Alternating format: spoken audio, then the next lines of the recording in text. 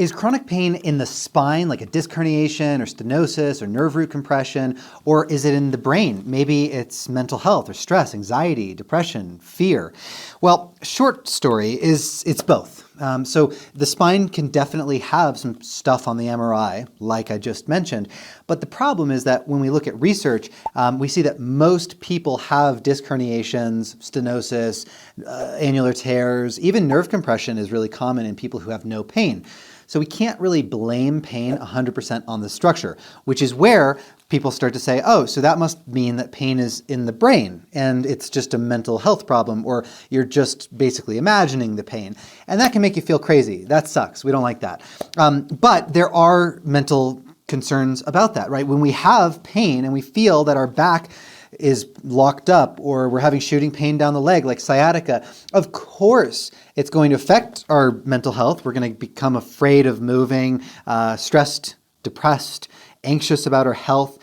And that is going to result in muscle spasms and guarding, and that results in more pain, which makes us more afraid. And then we limit our social circle, we stay inside, our life starts to shrink before our eyes. And then we atrophy. Our physical body gets weaker and weaker over time. That leads to easier injuries, easier flare-ups because we're weaker. And that feeds, you see how these go back and forth, right?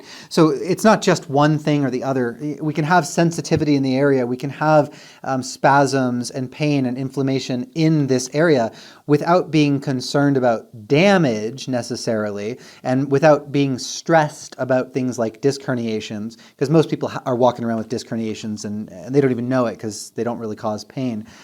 So don't freak out about the body, but still respect the body, and don't feel like you're crazy, because just because the brain and the nervous system can contribute to pain doesn't mean that it's all in your head. It's real. It's very real pain. So we really need to balance these two things and other things like sleep and nutrition and lifestyle.